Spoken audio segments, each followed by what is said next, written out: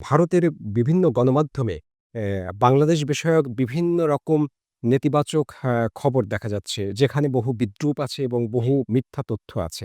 এই যে ভারতের গণমাধ্যমের এই ধরনের সংবাদ পরিবেশনাকে আপনি কি দৃষ্টিতে দেখছেন?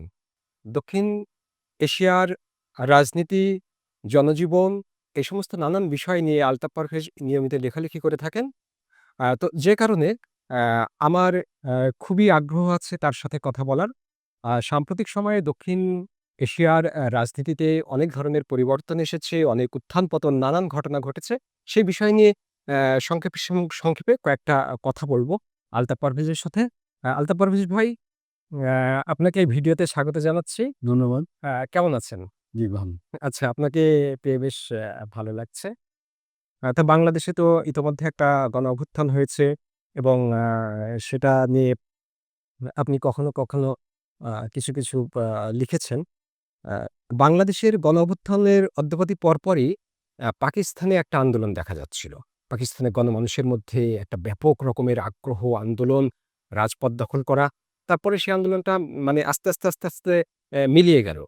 এই বিষয়টা কি আপনার খেয়াল আছে? বা কেন এরকমটা হলো? পাকিস্তানে এই সময়টা ২ ধরনের ২ টো আন্দোলন হয়েছে আসলে।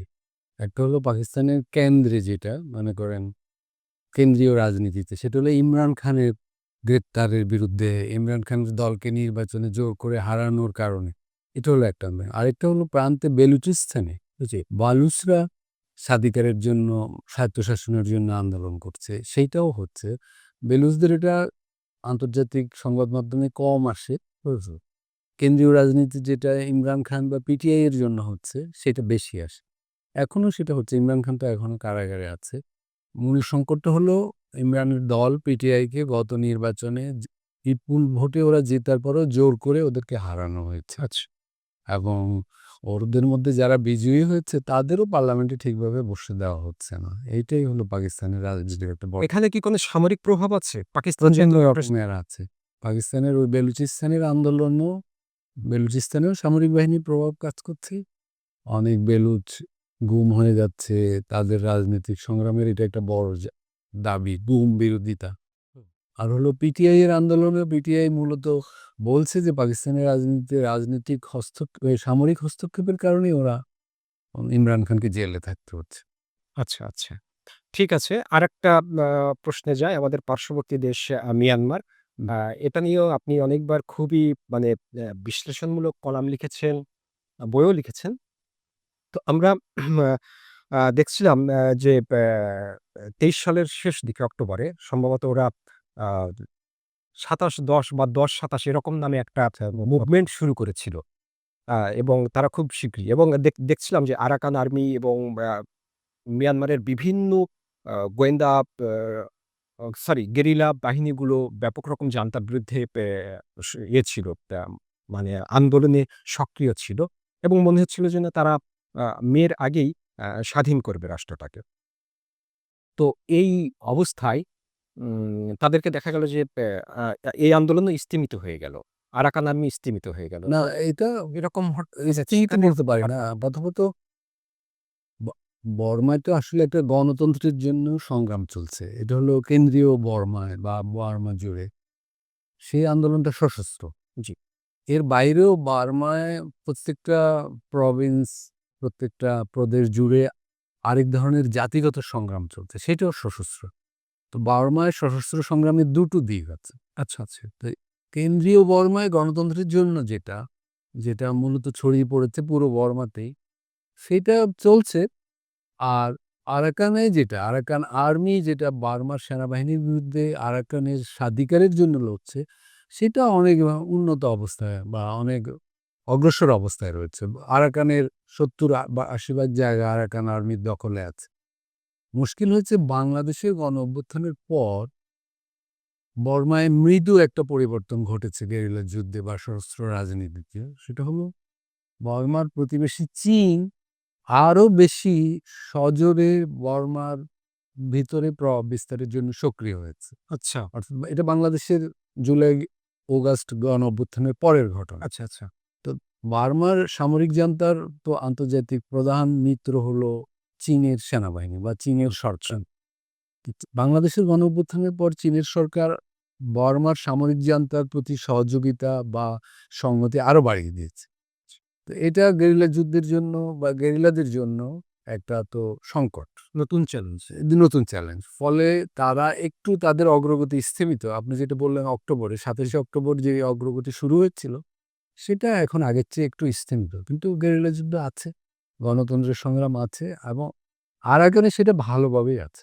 এবং আরাকান আর্মি আমি আগে যেটা বললাম ৭০-৮০ ভাগ জায়গা এখন নিয়ন্ত্রণ করে এবং ওদের লক্ষ্য হলো শিগগির পুরো আরাকান তারা নিয়ন্ত্রণ করতে পারবে। কিন্তু এর মানে এই না যে ওইখান থেকে বার্মিজ আর্মি উৎখাত হয়ে যায়। বার্মিজ আর্মির আক্রমণ চলবে এখানে। কিন্তু মাঠ অনেকটা আরাকান আর্মির দখলে থাকে। আচ্ছা। এটা বলা যায়। আরেকটা প্রশ্ন যেটা আরাকানের পাশাপাশি আমরা বেশ কিছুদিন মানে ১ বছরের বেশি সময় বা প্রায় ২ বছর হতে যাচ্ছে। আমরা দেখছি যে ভারতের মণিপুরে একটা সংঘাতময় অবস্থা যাচ্ছে এবং এই সংঘাতটা কোনোভাবেই থামছে না। আ এবং খুব সম্প্রতি দেখছি সংঘাতটা আরো তীব্র হচ্ছে। হ্যাঁ? আ সেখানে জাতিগত একটা সংঘাতে দেখা যাচ্ছে। আসলে এটা কি আপনি কি এর অন্তর্নিহিত কারণ কি বলে মণিপুরের সংগ্রামটার কারণ হলো মণিপুরের রাজ্যে মৈতৈ এবং কুকি দুটো জাতি। মৈত্রীরা হিন্দু ধর্মাবলম্বী, কুকিরা খ্রিস্টান ধর্মাবলম্বী। কুকিরা মূলত থাকে ইম্ফলের চারিদিকে। ইম্ফলে বেশি থাকে মৈত্রীরা। তাদের ভিতরে নানা প্রশাসনিক বিষয়ে আগে থেকে কিছু দ্বন্দ্ব ছিল। গত ১-২ বছরে সেই দ্বন্দ্ব সশস্ত্র সংঘাতের রূপ নিয়েছে। এবং এটা এমন এক পর্যায়ে এখন আর মণিপুরে এই ২ জাতি মিলেমিশে থাকবে সেরকম কোনো বাস্তবতা নাই। কুকিরা চাচ্ছে মণিপুর ভেঙে তাদের জন্য আলাদা একটা রাজ্য করা হোক। মৈত্রীরা এটা সমর্থন করে না। মৈত্রীদের প্রতি ভারতের বিজেপি সরকারের একটা সমর্থন হচ্ছে। ফলে কুকিরা ওইখানে কিছুটা প্রতিরোধ আন্দোলন করছে বলতে পারেন। কুকিদের প্রতি সমর্থন বা সহানুভূতি রয়েছে পাশের মিজোদের। মিজো আর কুকি মূলত একই জাতি। এরা বৃহত্তর জো জাতির অংশ। জি। বর্মার চীন প্রদেশের মানুষরাও এই জো জাতির অংশ। ফলে চীন, মিজোরাম, কুকি, মণিপুরের কুকি মিলে একটা সংহতি আছে। এই সংহতির জোরে কুকিরা মণিপুরে আন্দোলনটা প্রতিরোধ আন্দোলন বা তাদের দাবি দেওয়ার পক্ষে আন্দোলন করে যাচ্ছে। কিন্তু তাদের যে মূল দাবি মণিপুর ভেঙে আলাদা রাজ্য সেটা এখনো হচ্ছে না। এবং ভারতের কেন্দ্রীয় সরকারও এই বিষয়ে এখনো কোনো সুরাহা করতে পারেনি বা করার চেষ্টা করছে বলে মনে হচ্ছে না। যেহেতু মৈত্রীদের পক্ষে বিজেপি সরকারের সমর্থন রয়েছে। তার মানে বলা যায় যে আপাতত এই সংঘাত না, নিরসনের কোনো উপায় মণিপুরের নেই। সংঘাত আপাতত মিটছে না। এটা চলবে। যাই হোক কথা বললাম। সবশেষে একটা প্রশ্ন বাংলাদেশ বিষয়ে একটা প্রশ্ন করে শেষ করি আজকের এই আলাপচারিতা। সেটা হচ্ছে যে জুলাই আগস্টে বাংলাদেশের গণঅভ্যুত্থানের পরে আ ভারতের বিভিন্ন গণমাধ্যমে বাংলাদেশ বিষয়ক বিভিন্ন রকম নেতিবাচক খবর দেখা যাচ্ছে। যেখানে বহু বিদ্রূপ আছে এবং বহু মিথ্যা তথ্য আছে।